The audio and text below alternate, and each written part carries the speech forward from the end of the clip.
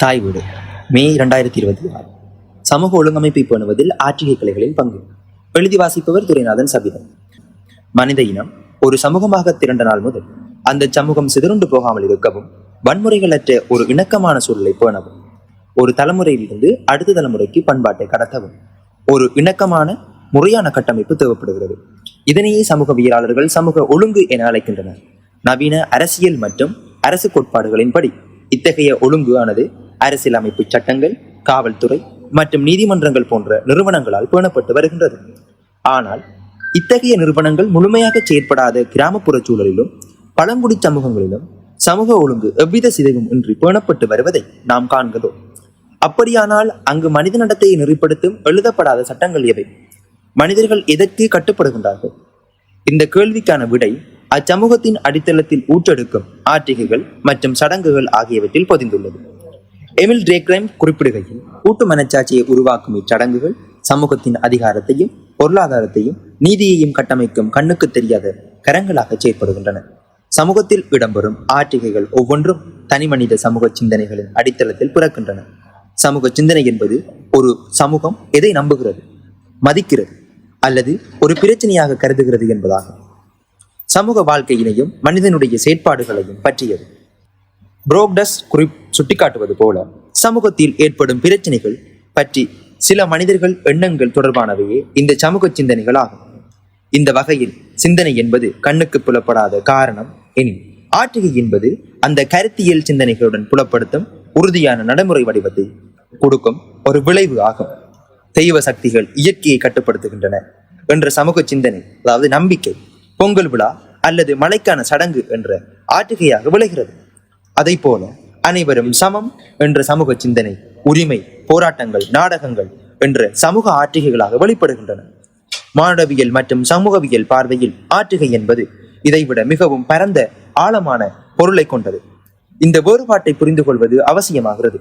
பிறப்பு தொடக்கம் இறப்பு வரையிலான இடப்பகுதியில் கோயில் சடங்குகள், திருவிழாக்கள், கோயில் கிரியைகள், திருமணச் சடங்குகள், பொழுதுபோக்கு நிகழ்வுகள், விளையாட்டுகள், வேடிக்கைகள், கலை வழிபாடுகள் என பல்வேறுபட்ட தளங்களில் பல விதமாக ஆற்றிகைகள் மனிதர்தம் வாழ்வில் நிகழ்த்தப்படுகின்றன. இத்தகைய ஆற்றிகைகளுக்கு கூடாகவே மனிதன் தமக்குள்ளும் உறவுகளுக்குள்ளும் தொடர்புகளை ஏற்படுத்தி சமூகமாக வாழ்கின்றான். எனவே ஆற்றிகை என்பது ஒரு விருப்பத் தெரிவு அல்ல, அதுவே மனிதர்கள் சமூகமாக வாழ்வதற்கு பயன்படுத்தப்படும் அத்தியாவசிய கருவி என்பதை தெளிவுபடுத்துகிறது. இந்த கருத்தை கலாச்சார மாணவியலும் எதிரொலிக்கிறது. ஆற்றிகை என்பது கலாச்சாரத்தை வெளிப்படுத்தும் ஒரு நிகழ்வு மட்டுமல்ல, அதுவே கலாச்சாரத்தை உருவாக்கும் ஒரு செயலுமாகும். அதாவது நாம் ஏற்கனவே இருக்கும் கலாச்சாரத்தை வெறுமனை பிரதிபலிப்பதாக மட்டுமன்றி, ஒவ்வொரு முறை நாம் ஒரு செயலை ஆற்றும் போதும் அந்த கலாச்சாரத்தை நாம் மீண்டும் மீண்டும் புதிதாக உருவாக்குகிறோம். ஆற்றிகை எவ்வாறு கலாச்சாரத்தை உருவாக்குகிறது? ரிச்சர்ட் பவுமன் ஆற்றிகையை ஒரு தனித்துவமான தகவல் தொடர்பு முறையாக வரையறுக்கிறார். பவுமனின் கருத்துப்படி, ஒரு சாதாரண பேச்சிலிருந்து ஆற்றிகை வெளிப்படும் ஒரு புள்ளியாகும். அது நிகழ்த்துபவரின் திறமை மீது பார்வையாளரின் கவனத்தை கோருவது ஆகும். ஒரு பேச்சாளர் இப்போது நான் ஒரு கதையை சொல்லப் போகின்றேன் என்று அறிவிக்கும் போது அவர் தனது சாதாரண உரையாடல் முறையிலிருந்து ஆற்றிகை முறைக்கு மாறுகின்றார். இங்கே அவர் சொல்லும் கதையின் உள்ளடக்கப்படம் மட்டுமன்றி முக்கியமல்ல, அவர் எப்படி சொல்கிறார் என்பது முக்கியமாகிறது. பார்வையாளர்களுக்கும் அவரது சொல்லுக்கும் திறமை மதிப்பீட்டு தளமாக மாறுகிறது. ஆகவே ஆற்றிகை என்பது ஒரு சடங்கு முதல் அன்றாட வாழ்வு வரை பறந்துபட்டு விரிந்து கிடக்கின்றது. நாம் ஆற்றிகையின் ஊடாக கலாச்சாரம், அடையாளம், சமூக அமைப்பு மற்றும் சமூக ஊடாடல்கள் எவ்வாறு உருவாக்கப்படுகின்றன, பேணப்படுகின்றன மற்றும் மாற்றியமைக்கப்படுகின்றன என்பதை அறியலாம் மற்றும் ஆராயலாம். என்பது சமூக சிந்தனை வடிவம் கொடுக்கும் ஒரு செயல் வடிவமாகும். கலாச்சாரத்தை உற்பத்தி செய்யும் ஊடகமாகவும் தொழிற்படுகிறது. சமூகவியல் மற்றும் மாணவியல் நோக்கில் ஆற்றிகை என்பது மேடையில் நிகழ்த்தப்படும் கலை நிகழ்வு மட்டுமல்ல, அது மனித சமூகத்தின் இருப்பிற்கான அடிப்படை தேவையாகும். கண்ணுக்கு புலப்படாத சமூக சிந்தனைகள், நம்பிக்கைகள் மற்றும் விழுமியங்கள், அதாவது காரணங்கள், கண்ணுக்கு புலப்படும் உறுதியான வடிவத்தை விளைவாக அடையாளமாக ஒரு வடிவமாக ஆற்றிகைகள் பிரதிபலிக்க செய்கின்றன. மனிதர்கள் தங்களுக்குள் உறவுகளை பேணுவதற்கும் சமூகமாக ஒன்றிணைந்து வாழ்வதற்கும் பயன்படுத்தப்படும் ஒரு இன்றியமையாத தகவல் தொடர்பு கருவியாக இது செயற்படுகிறது. முக்கியமாக ஆற்றிகை என்பது கலாச்சாரத்தின் ஒரு கண்ணாடி மட்டுமல்ல, அது கலாச்சாரத்தை உருவாக்கும் தொழிற்சாலையும் கூட. ஒவ்வொரு முறையும் ஒரு செயல் நிகழ்த்தப்படும் போது, உதாரணமாக சடங்கு முதல் அன்றாட பேச்சு வரை அல்லது கலாச்சார நிகழ்வுகள் வரை அங்கு கலாச்சாரம் புதுப்பிக்கப்படுகின்றது அல்லது மறு உற்பத்தி செய்யப்படுகிறது. சுருக்கமாக சொல்வதானால், ஒருவரின் செயல் எப்போது சாதாரண உரையாடல் தளத்தில் இருந்து விலகி நிகழ்த்துபவரின் திறனை முன்னிறுத்தி பார்வையாளரின் கவனத்தை கோருகிறதோ அப்போதே அந்த சமூகவியல் செயல் ஆற்றுகையாக உருமாறுகிறது. இந்த பரந்த வரையறையின்படி ஆற்றுகையை நாம் 2 முக்கிய பிரிவுகளாக பார்க்கலாம். ஆற்றுகை கலை வடிவங்கள், சடங்குசார் மற்றும் கலாசார ஆற்றுகைகள். ஒரு சமூகத்தின் நம்பிக்கைகளில் இருந்து சடங்குகள் பிறக்கின்றன. தெய்வீக சக்தியினை அல்லது அதற்கு மாறான சக்திகளை வணங்குவது, நம்பிக்கை வைப்பது என்று சடங்குகள் புறப்படுகின்றன. மிக தொடக்க காலத்தில் இயற்கையை மனிதருக்கு ஒரு புதிராக தோற்றம் அளித்தது. இருள், சூரியன், பாம்பு ஆகியவை இயற்கையின் பொருட்கள் மனிதருக்கு புதிராக இருந்தன. அதே நேரத்தில் அச்சத்தை மூட்டின. ஆயினும் மனிதன் இயற்கையை தனக்கு உணவளிக்கிறது என்று அறிந்து கொண்டான். அச்சமூகம் உணவு தேவையை கொண்ட மனித இயற்கையின் பேராற்றலை வணங்க தலைப்பட்டான். கூட்டு உழைப்பினால் உணவை தேட மனிதன் முற்பட்ட போது ஆற்றல் மிகுந்த இயற்கையை தனக்கு இணங்க வைக்க முயன்றான். பழங்குடி மக்கள் பாடும் பாடலும் ஆட்டமும் அவர்களுக்கிடையே உணவு தேவையோடு தொடர்புடையவை. வேட்டை மிருகங்கள் நிறைய கிடப்பதையாகவும், பின் உணவுக்கு பின் பயிர் நிறைய விளைவதற்காகவும், அதற்கான மழை பெய்வதற்காகவும் இயற்கையை அவன் வணங்க தொடங்கினான். அதற்காக பயிர் விளைவது போன்றும் மழை பெய்வது போன்றும் ஆடி காட்டினான். அவ்வாறு போல செய்து காட்டுவதன் மூலம் இயற்கையின் இணங்க வைக்க முடியும் என்று நம்பினார். இவ்வகையான ஆட்டமும் பாட்டமும் மந்திர சடங்குகளோடு தொடர்புடையன. மந்திரமே உலக நாகரிகத்தின் தொடக்க காலத்தில் கலைகளுக்கும் விஞ்ஞானத்துக்கும் மூலமாக தொழிற்பட்டது. சமூகவியல் அறிஞர் பிரெட்சர் ஜான்ச் காலத்தில் கலைகளுக்கும் விஞ்ஞானத்திற்கும் மூலமாக இருந்தது என்பதை இவர்கள் உறுதிப்படுத்துகின்றனர் மற்றும் தாம்ஸ் போன்றவரும் இதனை ஆதரிக்கின்றார்கள். இவ்வாறான தெய்வ மற்றும் ஏனைய சக்திகள் முதன்மையாக கொண்டு அவற்றை வணங்கி பலியிட்டு வணங்கும் சடங்குகளும் வழிபாடுகளும் தோற்றம் பெற்றன. மனித வாழ்க்கையின் ஒரு சமூக நிலையிலிருந்து மற்றொரு நிலைக்கு மாறும் முக்கிய திருப்பு முனைகள் குறிக்க வாழ்வியல் சடங்குகள் முனைகின்றன. பிரான்ஸ் மாடவியலாளர் ஆர்னால்ட் வான் ஜெனப் இதை சடங்குகள் 3 முக்கிய உபநிலைகள் இருப்பதாக கூறினார். பிரிநிலை. முதலாவது நிலை பிரிநிலை. தனிநபர் தனது முந்தைய சமூகங்களில் இருந்தோ அல்லது குழுவில் இருந்தோ உடல் ரீதியாகவோ அல்லது அடையாள ரீதியாகவோ பிரிக்கப்படுதல் ஆகும். உதாரணமாக, திருமணத்தின் போது மணப்பெண் தனது வீட்டை விட்டு விலகுவது, இறப்பு சடங்கிலிருந்து இறந்தவர் உடலை விட்டு வீட்டிலிருந்து அகற்றப்படுவது. இடைநிலை விளிம்பு நிலை அல்லது இடைநிலை அல்லது விளிம்பு நிலை, இது 2ஆம் நிலையாகும். இது ஒரு இடைப்பட்ட நிலை. தனிநபர் தனது பழைய நிலையில் இல்லை, ஆனால் புதிய நிலையிலும் முழுமையாக அடையவில்லை. இது குழப்பம், கற்றல் மற்றும் மாற்றத்தின் காலமாகும். உதாரணமாக, திருமண சடங்குகள் நடைபெறும் நேரத்தில் மணமகன் அல்லது மணமகள் என்ற நிலையிலிருந்து கணவன் மனைவி என்ற நிலைக்கு மாறும் ஒரு முறையாகும். அல்லது துறவுரம் ஏற்க முன் தனிமையில் இருப்பதும் துறமுறம் ஏற்றபின் துறவி என்ற நிலைக்கு மாறுவது ஆகும். 3வது நிலை சேர்நிலை. தனிநபர் தனது புதிய சமூக நிலையில் புதிய உரிமைகளை மற்றும் பொறுப்புகளுடன் சமூகத்தால் மீண்டும் ஏற்றுக்கொள்ளப்படுதலாகும். திருமணம் முடிந்தபின் தம்பதியினாக இருக்கும் சமூகத்திற்கு அறிமுகப்படுத்தப்படுதல், பட்டமளிப்பு விழாவில் பட்டம் பெறுதல் போன்ற மனிதருக்காக செய்யும் பிறப்பு சடங்குகளாகும். உதாரணமாக, பட்டம் அளிப்பு விழாவின் போது பட்டம் முடித்தவருக்கு பட்டம் கொடுக்கப்பட்டு ஒரு அங்கீகாரம் கொடுக்கப்படுகிறது.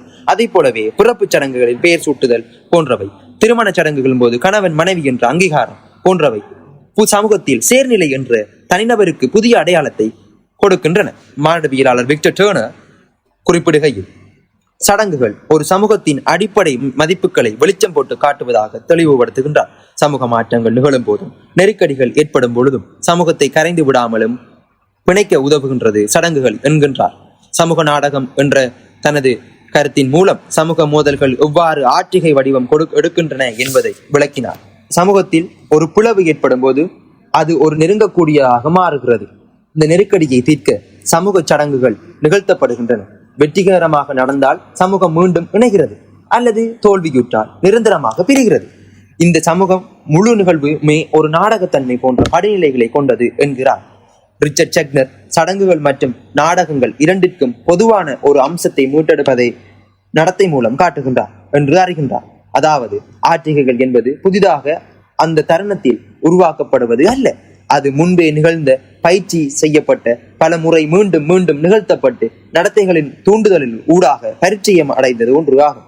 இது அந்த சமூகத்தில் எழுதப்படாத விதிகளுக்கு கட்டமைக்கப்பட்டது. எவ்வாறாக இருந்தாலும் இந்த சடங்குகளும் சடங்குகள் பண்பாடுகளோடு தான் தொடர்பு வருகின்றன. எனவே இந்த சடங்குசார் மற்றும் கலாச்சார ஆற்றிகைகள் என்பவை மனித குலம் இயற்கை மீதான அச்சத்தை போக்குவதற்கும், சமூக வாழ்வியல் மாற்றங்களை நெறிப்படுத்துவதற்கும், சமூக கட்டமைப்பை உறுதி செய்வதற்கும் காலங்காலமாக முன்னெடுக்கும் ஒரு கூட்டு செயற்பாடாகும். பரமசிவன் மற்றும் ஆனல்ட் ஜென் வான்ரோன், விக்டர் டர்னர் மற்றும் ரிச்சர்ட் செக்னர் ஆகியோரின் கருத்துக்களை ஒன்றிணைத்து பார்க்கும்போது சடங்குகள் என்பது ஒரு நம்பிக்கை வெளிப்பாடு மட்டுமல்ல, அது சமூகத்தின் தொழில்நுட்பம் என்பதும் புலனாகிறது. ஆதிகால மனிதன் இயற்கையை கட்டுப்படுத்தவும் உணவு மட்டுமல்ல ஒரு சமூக தொழில்நுட்பமாகவும் சடங்குகள் செயற்பட்டன. ஆதிகால மனிதர்கள் இயற்கை கட்டுப்படுத்த உணவு தேவையை நிறைவேற்றவும் போல செய்தல் போன்ற அடிப்படை வழிபாட்டு முறைகளையும் பிற்கால தேவைகள் நிறைவேற்றவும் மேற்கொண்டது போல கலைகளும் அறிவியலும் மூலமாக அமைந்தது.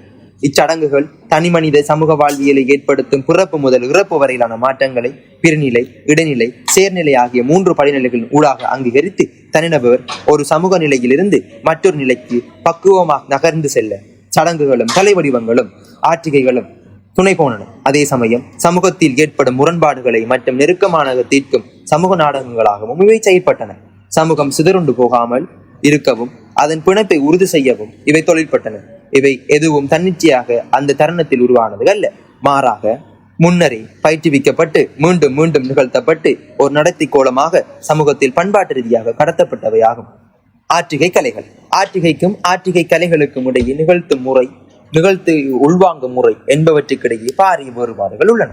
அதாவது ஒரு நாடகத்தை பார்ப்பதற்கும் ஒரு சமூக சடங்கில் பங்கேற்பதற்கும் இடையில் அதை நிகழ்த்தும் விதத்திலும் பார்வையாளர் அல்லது பங்கேற்பாளர் அதை உணரும் விதத்திலும் அடிப்படையான வேறுபாடுகள் இருக்கின்றன.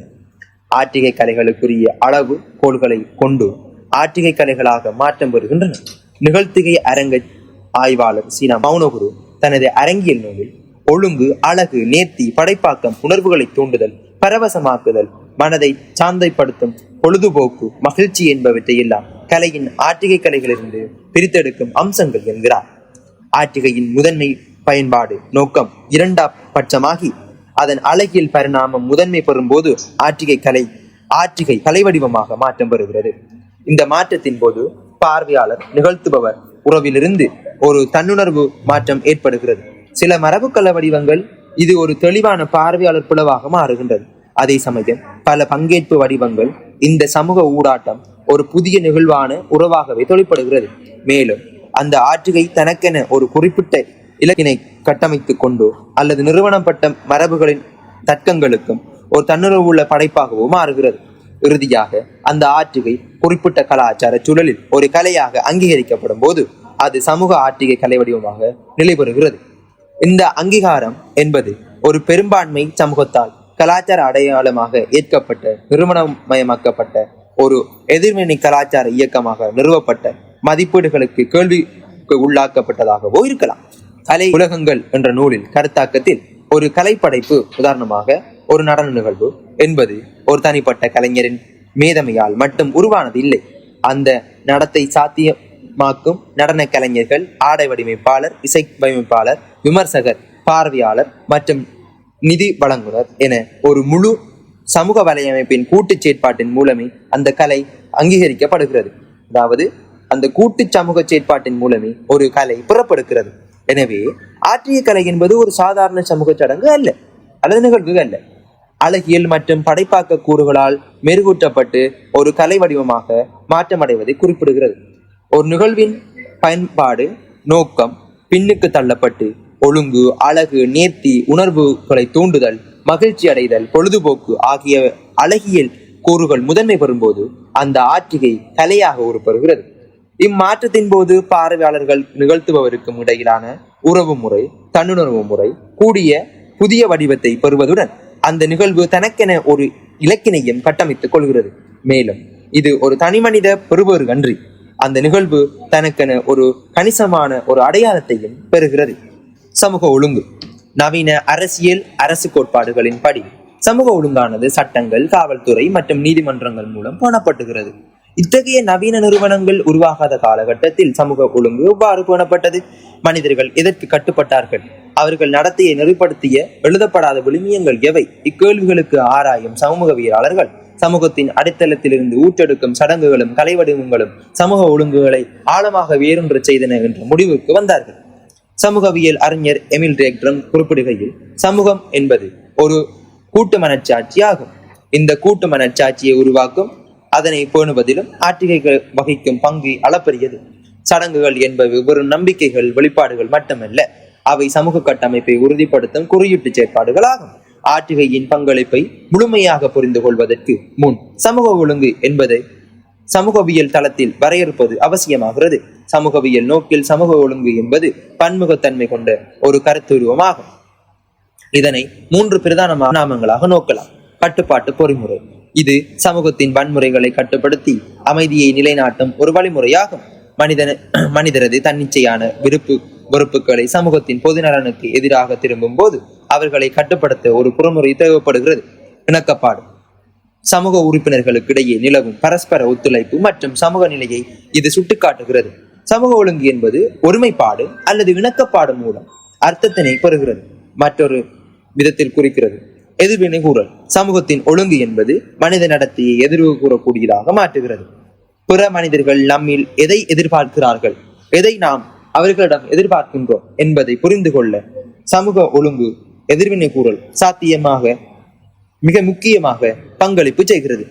ஹின்ஸ் ஃபேக்டரின் கருத்தின்படி சமூக ஒழுங்கு என்பது சமூக கட்டமைப்பில் உள்ள பல்வேறு கூறுகள், அதாவது குடும்பம், கல்வி, பொருளாதாரம் போன்றவை ஒன்றுடன் ஒன்று இணங்கி செயற்படுவதாகும். தனி மனித ஒரு கூறு மட்டும் மனித தேவைகளை பூர்த்தி செய்ய முடியாது. அக்கூறுகள் அனைத்தும் ஒன்றிணைந்து ஒத்திசைவாக இயங்கும் போதே சமூகம் சீராக இயங்க முடிகிறது. எங்கு ஒத்திசைவு குறைகிறதோ அங்கு ஒழுங்கமைவு இன்மை என்பது ஏற்படுகிறது. சமூகவியல் தந்தையான ஹோம்ட் சமூக ஒழுங்கை சமூக நிலையியல் என்ற கோணத்தில் பார்க்கிறார். அவரை பொறுத்தவரை சமூக ஒழுங்கு என்பது சமூகத்தின் நிலைத்திருக்கும் சமூக தன்மை அல்லது தொடர்ச்சியாகும். மனித சமூகம் அறிவு ரீதியாக சமூகத்தின் அடிப்படை அமைப்புகள் சிதையாமலும் காக்கப்படுவது இந்த ஒழுங்கினால் தான் என்று அவர் எடுத்து காட்டுகிறார். சமூகவியலாளர் டெர்கமை பொறுத்தவரை சமூக ஒழுங்கு என்பது ஒழுங்கமைப்பு ரீதியானது. இது ஒருமைப்பாடு மூலம் உருவாகிறது. மக்கள் பொதுவான நம்பிக்கைகள் மற்றும் விழுமியங்களை பகிர்ந்து கொள்ளும் போது கூட்டு மனச்சாட்சி உருவாகிறது. இதுவே மக்கள் குற்றங்களை செய்யாமல் தடுத்து சமூக விதிகள் மற்றும் நிறுவனங்களுக்கு கட்டுப்பட வைக்கின்றது. பார்சனின் முறைமை கோட்பாட்டின்படி சமூக ஒழுங்கு என்பது 3 உப முறைமைகளின் இணைப்பாகும். கலாச்சார முறைமை, இது விழுமியங்களை மற்றும் நம்பிக்கையால் ஆனது. ஆளுமை முறைமை என்பது தனிமனித இயல்புகளை குறிக்கும். மூக முறைமை என்பது மனித உறவுகள் ஆகும். எப்பொழுதெல்லாம் கலாச்சார விழுமியங்களை தனிமனித ஆளுமையோடு ஒத்துப்போகிறதோ அப்போதெல்லாம் சமூக ஒழுங்கு தானாகவே நிலைப்படுகிறது. இங்கு ஒரு எதிர்பார்ப்பு கட்டமைப்பு என வரையறை செய்கிறார். மெலனோவஸ்கியின் கருத்துப்படி சமூக ஒழுங்கு என்பது மனித தேவைகளை பூர்த்தி செய்வதற்காகவும் உருவாக்கப்பட்டது ஒரு கருவியாகும். சமூக நிறுவனங்கள், சமயம், சட்டம், குடும்பம் ஒவ்வொன்றும் மனிதர்கள் உயிரியல் மற்றும் உளவியல் தேவைகளை நிறைவேற்றுவதற்காக செயற்படுகின்றனர். இந்த தேவைகள் சரியான முறைமையில் பூர்த்தி செய்யப்படும் போது மக்கள் தாமாகவே விதிகளுக்கு கட்டுப்படுகின்றார்கள். இதனால் சமூக ஒழுங்கு என்பது நிலவுகிறது. எனவே சமூக ஒழுங்கு என்பது சமூக அமைப்பின் நிலைத்தன்மையை தொடர்ச்சியாக மாற்றும் மற்றும் சீரான செயற்பாட்டை உறுதி செய்வதற்காகவும் சமூக நிறுவனங்கள், விதிமுறைகள் மற்றும் பரஸ்பர எதிர்பார்ப்புகளின் அடிப்படையில் வன்முறைகளை கட்டுப்படுத்தி உறுப்பினர்களிடையே ஒத்துசைவையும் ஒருமைப்பாட்டையும் பேணுகின்ற ஒரு செயல்முறையாக சமூக ஒழுங்கு காணப்படுகின்றது. உற்பத்தி மற்றும் பொருளாதார ஒழுங்கு. மனித சமூக இருப்பு என்பது அதன் உயிர் வாழ்க்கையை தேவையான பூர்த்தி செய்வதில் தங்கி உள்ளது. சமூகவியல் நோக்கில் பொருளாதார ஒழுங்கு என்பது வெறுமனே பணப்பரிமாற்றம் அல்லது வணிகம் சார்ந்தது மட்டுமல்ல. அது ஒரு சமூகம் என்பது தனது அடிப்படை தேவைகளான உணவு, உடை மற்றும் இருப்பிடம் ஆகியவற்றை எவ்வாறு உற்பத்தி செய்கிறது, எவ்வாறு பகிர்ந்தளிக்கின்றது மற்றும் எவ்வாறு நுகர்கிறது என்பதை சமூகம் தீர்மானிக்க ஒரு சமூக கட்டமைப்பு தேவைப்படுகிறது. உற்பத்தி என்பது இயற்கையிடமிருந்து மூலவளங்களை பெற்று மனித உழைப்பு செலுத்தி அதனை பயன்பாட்டு பொருளாக மாற்றும் ஒரு செயல்முறையாகும். இதனை செயல்முறை தன்னிச்சையாக நடைபெற செய்வதில் இது ஒரு குறிப்பிட்ட ஒழுங்கின் அடிப்படையில் நிகழ்கிறது. யார் எதை உற்பத்தி செய்வது, உற்பத்தி பொருளை யார் கட்டுப்படுத்துவது, மிகை உற்பத்தி பொருளை எவ்வாறு கையாள்வது போன்ற கேள்விகளுக்கு ஒரு சமூகம் வகுத்துள்ள விடைகளே பொருளாதார ஒழுங்கு எனப்படுகிறது. பழங்குடி மற்றும் வேளாண்மை சமூகங்களில் இத்தகைய பொருளாதார ஒழுங்கானது நவீன காலத்தை போல சந்தை விதிகளின் தீர்மானிக்கப்பட்டது அல்ல. மாறாக அது உறவு முறைகள், சமய நம்பிக்கைகள் மற்றும் சடங்குகள் ஆகியவற்றால் பின்னி பிணைக்கப்பட்டவை, அவற்றால் கட்டுப்படுத்தப்பட்டவை.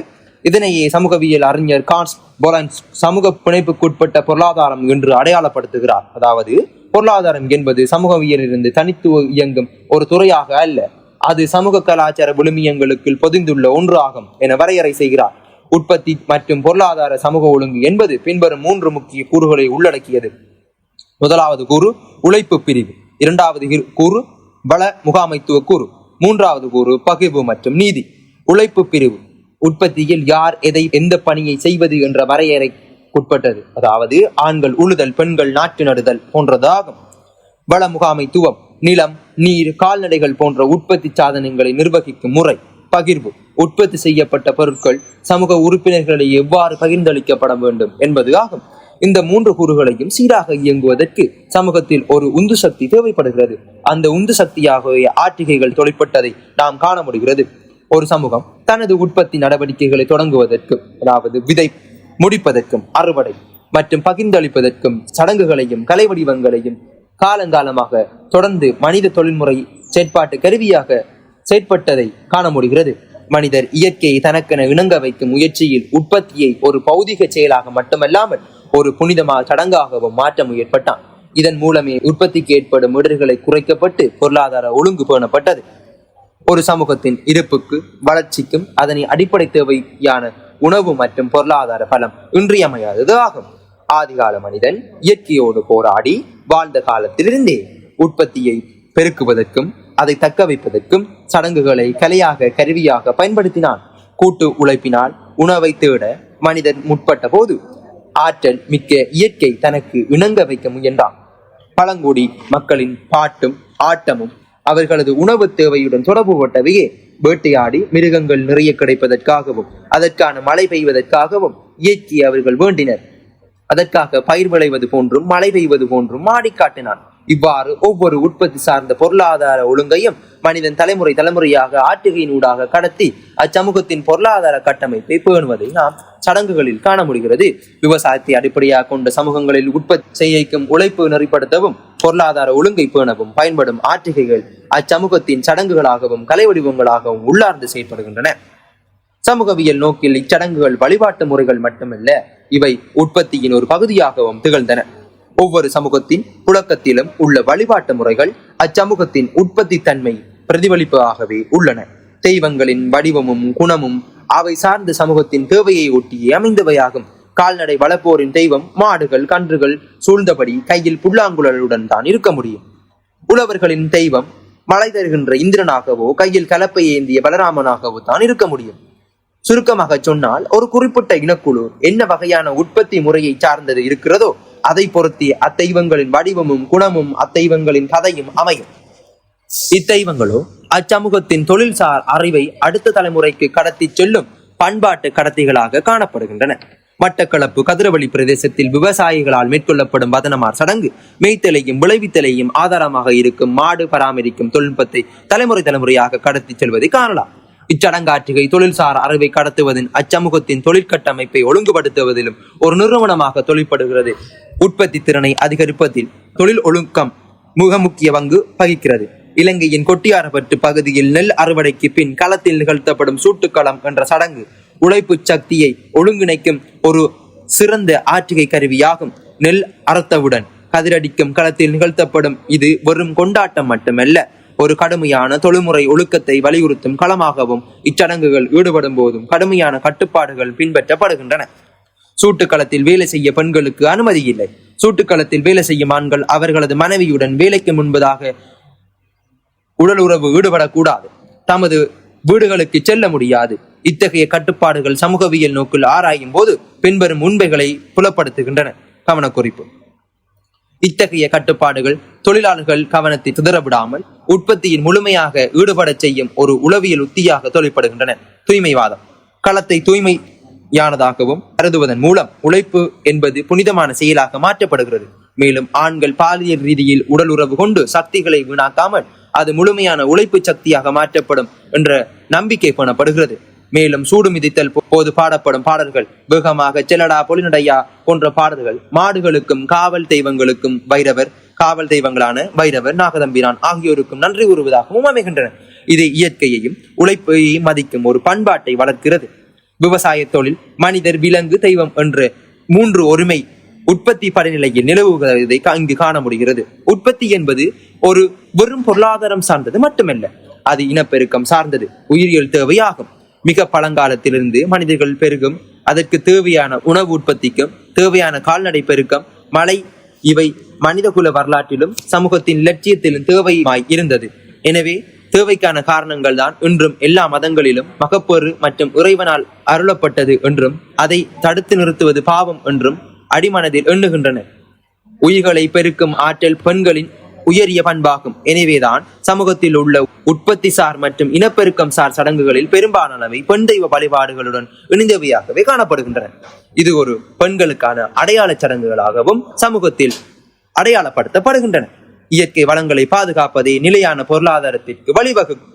எனவேதான் தென்னை மரத்தை ஒரு கன்னி பெண்ணாக பாவித்து செய்யப்படும் கன்னிப்பாலை காணுதல் சடங்கு இயற்கை மனித உறவுக்கும் நிலைக்கும் கொண்டு செல்லுகிறது. தென்னை மரத்தை தமது வீட்டு பெண்ணாக பிள்ளையாக எண்ணி அதற்கு பூப்புனித நீராட்டு விழா கொண்டாடுவதால் இது மனிதருக்கும் இயற்கைக்குமான உறவை முறைப்படுத்துகிறது. இச்சடங்கு மூலம் தென்னை மரம் வெறும் ஒரு தாவரம் என்ற நிலையில் இருந்து குடும்பத்தின் ஒரு உறுப்பினராக மாறுகிறது. பொருளாதார நோக்கில் பார்க்கும் போது இது தென்னை மரங்களை பாதுகாக்கவும் அதன் மூலம் பொருளாதார வளத்தை பெருக்கவும் மக்களுக்கு ஒரு உளவியல் தூண்டுதலை அளிக்கிறது. தென்னை மரம் ஒரு மகள் என்ற ஸ்தானத்தை பெறுவதால் அதை வெட்டுவதோ அல்லது அழிப்பதோ பாவம் என்ற உணர்வும் மக்களிடையே ஏற்படுத்துகிறது. இதை போன்று தமிழகத்தில் கடலுக்கு செல்லும் தம் குடும்பத்தினர் நலமுடன் ஊர் திரும்ப வேண்டும் என பரதவ பெண்கள் பலிதூவி வழிபடும் சடங்கு பனை மரத்தின் தொன்று தொட்டும் கடவுள் உறைவதாக நம்பிக்கை கொண்டனர். கடலில் தொழில் மேற்கொள்பவர்கள் கரை திரும்ப தடமாறாமல் இருக்கவும் பனைமரம் ஒரு இருப்பு அடையாளமாக இருந்ததால் மக்களின் இந்த நம்பிக்கை தோன்றியிருக்கலாம். இத்தகைய சடங்குகள் சமூகத்தில் இயற்கை வளங்களை பாதுகாப்பதன் மூலம் நீண்டகால பொருளாதார ஒழுங்கை பேணுகின்றன. அடுத்த தலைப்பு நீதி பரிபாலம் மற்றும் சமூக கட்டுப்பாடு. நீதி பரிபாலனம் என்பது சமூகத்தில் ஏற்படும் முரண்பாடுகளை களைந்து தனி மனிதர்களுக்கும் சமூகத்திற்கும் இடையில் உரிமைகளையும் கடமைகளையும் பாதுகாத்து நீதியை நிலைநாட்டும் செயல்முறையாகும். நவீன அரசு கட்டமைப்பில் நீதிமன்றங்கள், சட்டங்கள் மற்றும் நீதிபதிகள் மூலம் மேற்கொள்ளப்படுகின்றது. மாடவியல் நோக்கில் நீதி பரிபாலனம் என்பது நவீன நீதிமன்றங்களுக்கு மட்டுப்படுத்தப்படாமல் பழங்குடி மற்றும் கிராமிய சமூகங்களில் வழக்காறு சட்டம் என்ற முறைமை காணப்படுவதை அடையாளப்படுத்துகிறது. இங்கு வழக்காறு சட்டங்கள் எழுதப்பட்ட புத்தகங்களுக்கு பதிலாக மூதாதையரும் வழிவந்த மரபுகள், சடங்குகள் மற்றும் நம்பிக்கைகள் சட்டங்களாக செயற்படுகின்றன. இங்கு சட்டங்களின் போது சாமியாடிகள், பூசாரிகள் வழங்கும் வாக்கு, ஊர் சபைகளின் தீர்ப்பு அல்லது தெய்வத்திற்கு முன்பு செய்யப்படும் சத்தியம் ஆகியவை நீதி தொடர்பான பரிபாலனத்தை கருவிகளாக செயற்படுகின்றன. அதாவது சடங்குகள் முறைமைப்படுத்தப்பட்ட இன்றைய சட்ட சூழலில் நீதிமன்றங்கள் நீதியை கட்டுப்படுத்தும். ஆனால் கிராமிய சூழலில் அல்லது பண்பாட்டு சூழலில் வழக்காற்று சட்டங்கள் இங்கு நீதியை கட்டுப்படுத்துகின்றன. இதுவே இதன் சுருக்கம். சமூக கட்டுப்பாடு ஒரு சமூகமானது தனது உறுப்பினர்களின் நடத்தையை சமூக விளிமியங்களுக்கு ஏற்ப நெறிப்படுத்தும் வழிமுறைகளை குறிக்குகிறது. சமூக கட்டுப்பாடு 2 வகைப்படும். முறைசார் கட்டுப்பாடு. முறைசார் கட்டுப்பாடு என்கையில் சட்டம், காவல்துறை, சிறைச்சாலை போன்றவற்றின் மூலம் வலுக்கட்டாயமாக பணப்படுவது அல்லது சட்ட ஒழுங்கின் ஊடாக பணப்படுவது. முறைசாரா கட்டுப்பாடு இதுவே ஆட்சிகைகள் மற்றும் பண்பாட்டு தொடர்புடையது. குடும்பம், மதம், சாதி, சடங்குகள், நம்பிக்கைகள் மற்றும் பொது கருத்துகள் ஆகியவற்றின் மூலம் தனிமனித நடத்தை கட்டுப்படுத்துவது ஆகும். கிராமிய சமூகங்களில் முறைசாரா கட்டுப்பாடே அதிகம் ஆதிக்கம் செலுத்துகிறது. ஒரு தவறு நடந்தால் தெய்வம் தண்டிக்கும் என்ற பயம், ஊர் என்ன சொல்லும் என்ற அவமானம் உணர்வு சமூக சடங்குகளில் கணிசமான தாக்கத்தை ஏற்படுத்தின. ஆட்சிகைகள் மற்றும் சடங்குகளை பொறுத்தவரை இவை இரண்டுமே ஒன்றிணைந்து செயற்படுகின்றன. சடங்கு நிகழ்த்தப்படும் போது சமூகம் ஒன்று கூடுகிறது. சமூகம் கண்காணிப்பு. தெய்வத்தின் பெயரால் சமூக கண்காணிப்பு குற்றங்கள் விசாரிக்கப்படுகின்றன. இங்கு விசாரிப்பவர் பூசகராக தொழிற்படுகின்றார் அல்லது அந்த சமூகத்தின் மூதாதையர்களாக தொழிற்படுகின்றனர். தவறு செய்தவர் தண்டிக்கப்படுவான் அல்லது மன்னிப்பு கோருவான் என்ற நிலை இங்கு உருவாக்கப்படுகிறது. எனவே நீதி பரிபாலனம் என்பது முரண்பாடை தீர்க்கும் ஒரு கருவி எனவும், சமூக கட்டுப்பாடு என்பது முரண்பாடு வராமல் தடுக்கும் மற்றும் நெறிப்படுத்தும் பொறுமுறை எனவும் வரையறுக்கலாம். இந்த 2 செயற்பாடுகளும் நிறைவேற்றும் மிக முக்கியமான சமூக ஊடகங்களாகவே நாட்டார் வழக்காற்று சடங்குகள் மற்றும் ஆட்சிகைகள் தொழிற்படுகின்றன. திருகோணமலை சேர்வில பகுதியில் நடைபெறும் நாகதம்பிரான் வழிபாட்டு சடங்கு இதற்கு ஒரு சிறந்த உதாரணமாகும். கிராம மக்களிடையே ஏற்படும் திருட்டு, நிலத்தகராறு, குடும்ப பிரச்சனைகள் மற்றும் தீர்க்க முடியாத நோய்கள் ஆகியவற்றிற்கு தீர்வு காண மக்கள் இத்தெய்வங்களை நாடுகின்றனர். இங்கு சடங்குகள் என்பது ஒரு நீதி விசாரணை முறையாக மாறுகின்றது. இச்சடங்கின் போது சாமியாடி உருவகி அருள்வாக்கு கூறுவதன் மூலம் பிரச்சனைகளுக்கு தீர்வு வழங்குகிறார். இங்கு தெய்வம் என்பது ஒரு கண்பாட்டின்பு பொறிமுறையாக செயற்பட்டு நாகதம்பிரானுக்கு பயந்து மக்கள் தவறுகள் செய்வதை தவிர்க்கின்றனர். இச்சடங்கு ஊர் மக்கள் இடையே அமைதி பெறுவதற்காகவும் கண்ணூறு கழிய வேண்டும் என்பதற்காகவும் நேர்த்தி வைக்கப்படுகின்றது. இந்த இறை அச்சமானது சமூகத்தில் நிலவும் குற்றங்கள் குறையவும் தனி மனித சுய கட்டுப்பாட்டுடன் நடந்து கொள்ளவும் துணை புரிகின்றன. சடங்குகளைப் போலவே நாட்டார் வழக்காறுகளும் சமூக கட்டுப்பாட்டு கருவிகளாகவே செயற்படுகின்றன. நாட்டார் பாடல்கள், பழமொழிகள் மற்றும் கதைகள் மூலம் சமூகத்தின் எதிர்குரல் பதிவு செய்யப்படுகிறது. சிவசுப்பிரமணியம் குறிப்பிடுவது போல, எதிர்க்க முடியாத வலுவான ஆதிக்க சக்திக்கு எதிரான தங்களது கோபத்தை பழமொழிகள், பாடல்கள் மற்றும் நகைச்சுவைகள் மூலமாக வெளிப்படுத்துகின்றன. நாட்டார் வழக்காற்று ஆசிரியராக எந்த ஒரு தனிநபரையும் குறிப்பிட முடியாததால் இவ்வழக்காறுகள் அனுமதிக்கப்படுகின்றன. அதாவது நாட்டார் வழக்காற்று பாடல்கள் ஒரு குறிப்பிட்ட ஆசிரியர்களுக்குரியது அல்ல, அது அந்த சமூகத்துக்கானது. எனவே ஒரு சமூகத்தின் படைப்பு என்பதால் அவை சமூகத்தால் தற்போதைய சூழலில் எந்தவித கட்டுப்பாடும் இன்றி பிரயோகிக்கப்படக்கூடிய ஒரு சமூக சக்தியாக வலுப்பெறுகின்றது. இத்தகைய மற்றும் கதைகள் மற்றும் பாடல்கள் ஆற்றுகையாக நிகழ்த்தப்படும் போது பார்வையாளர்கள் அந்த கதையின், அதாவது சமூகம் அந்த கதையின் நீதியோடு தங்களை அடையாளப்படுத்திக் கொள்கின்றனர். சமூகத்தில் ஒரு தனிநபர் அல்லது ஆதிக்க சக்தி அறம் மீறும் போது அந்த கலை வடிவங்கள் விமர்சனம் செய்கிறது. தவறு செய்தவன் தண்டிக்கப்படுவான் என்ற செய்தி பரப்பப்படுவதன் மூலம் இது சமூக உறுப்பினர்களின் நெறிபிரவலாமல் வாழச் செய்யும். மற்றும் ஒரு குறிப்பிட்ட தவறை செய்தவன் அந்த தவறு மீண்டும் அந்த சமூகத்தில் நிகழ்த்தப்பட்டு காட்டுவது தன்னை குற்ற உணர்ச்சிக்கு உட்படுத்தப்படுகிறது. சமூக ஒருமைப்பாடு, சமூக ஒழுங்கு என்பது அடக்குமுறையால் மட்டும் வருவது அல்ல, அது மக்களின் மனநறிவிலும் ஒன்றிணைந்து உணர்விலும் தங்கியுள்ளது. சமூகத்தில் ஏற்படும் மன அழுத்தங்கள், பிளவுகள் ஆகியவற்றை சரி செய்யும் மருத்துவ கூடங்களாக ஆற்றிகைகள் விளங்குகின்றன. திருவிழாக்கள் என்பவை சமூகத்தை ஒன்றிணைக்கும் முக்கிய காரணிகளாகும். எமில் ரேக்கம் குறிப்பிடுவது போல, திருவிழாக்கள் கூட்டு மனச்சாட்சியை உருவாக்குகின்றன. அன்றாட வாழ்வில் ஏற்படும் சிறு சிறு பூசல்கள், சண்டைகள் அனைத்தும் திருவிழாக்களின் போது மறைக்கப்படுகின்றன அல்லது தற்காலிகமாக நிறுத்தி வைக்கப்படுகின்றன. வதனமார் சடங்கின் போது கோடியார்களும் பூசர்களும் இளந்தாரிமார்களும் பண்ணையாளர்களும் பொதுமக்களும் இணைந்து வழிபாடு செய்கின்றனர். இவ்வழிபாடு சாதி மற்றும் வர்க்க வேறுபாடுகளை சிறிது நேரமாவது மறைத்து அனைவரையும் ஊர் மக்கள் என்ற ஒரே அடையாளத்தின் கீழ் கொண்டு வருகிறது. இது சமூகத்தில் பிளவுகள் ஏற்படாமல் பாதுகாக்கின்றது. விக்டர் டர்னர் இதனையே சமூக இணக்கம் என்று அடையாளப்படுத்துகிறார். சடங்கு நிலையில் அனைவரும் சமம் என்ற பார்வையை தெய்வம் உருவாக்குகிறது. சமூக அந்தஸ்து மற்றும் அதிகார படிநிலையும் சமூக ஒழுங்கின் மிக முக்கியமான கூறு சமூக படிநிலை ஆகும். ஒரு சமூகத்தில் யார் ஆதிக்கம் செலுத்துபவர், யார் கட்டுப்படுத்துபவர், யாருக்கு என்ன சமூக அந்தஸ்து உள்ளது என்பதை தெளிவாக வரையறுப்பதன் மூலமே குழப்பங்கள் தவிர்க்கப்படுகின்றன. ஆற்றிகைகள், குறிப்பாக சடங்குகள், இந்த ஏற்றத்தாழ்வுகளை புனிதப்படுத்தி நிலைபெறச் செய்கின்றன. இந்தோனேசியாவின் சுலவின் தீவில் வாழும் டோராஜா இன மக்கள் நிகழ்த்தப்படும் சடங்கு சமூக அந்தஸ்தை நிர்ணயிக்கும் மற்றும் மறு உற்பத்தி செய்யும் மிக தெளிவான களங்களாக உள்ளன. அங்கு ஒரு நபர் இறந்தால் அந்த சடங்கு ஒரு தனிப்பட்ட துக்கமாக மட்டும் பார்க்கப்படுவது இல்லை, அது ஒரு பாரிய சமூக கடமையாக மாறுகிறது. டோரஜா இனத்தை சேர்ந்தவர்கள் இறக்கும் அதே சமயத்தில் ஒரு அழைப்பு ஏற்படுத்தப்படுகிறது. நீங்கள் எங்கே இருந்தாலும், என்ன செய்து கொண்டிருந்தாலும், பணம் இருந்தால் கண்டிப்பாக அந்த சடங்கில் கலந்து கொள்ள வேண்டும் என்ற செய்தி அந்த சமூகத்தில் பரந்தளவில் பரப்பப்படுகிறது. இந்த சடங்குகள் மிகப்பெரிய அளவில் பொருளாதார பரிமாற்றங்களை சமூக உறுப்பினர்களிடையே புதுப்பிக்கும் களங்களாக அமைகின்றன. டோரஜா மக்கள் மத்தியில் ஜிரி என்ற ஒரு கருத்துருவாக்கம் உண்டு. சமூக ஒழுங்கை பேணுவதில் மையமாக இந்த கருத்துருவாக்கம் என்பது தொழிற்படுகிறது. சிரி என்பது மானம் மற்றும் அவமானம் ஆகிய இரண்டை தன்மைகளையும் கொண்டது. சமூகத்தில் ஒருவருக்கு உரிய மரியாதை வழங்கப்பட்டால் அவர்கள் கௌரவிக்கப்பட்டதாக உணர்கிறார்கள், அது மறக்கப்பட்டால் அவமானமாக உணர்கிறார்கள். இந்த மானம் மற்றும் அவமானம் சார்ந்த உணர்வை இந்த சடங்கு விதிமுறைகள் ஏற்படுத்தி விடுகின்றன. குறிப்பாக இறுதிச் சடங்கில் நடைபெறும் எருமை மற்றும் பன்றி இறைச்சி பங்கீடு என்பது மிக முக்கியமான அரசியல் மற்றும் சமூக நிகழ்வாகும்.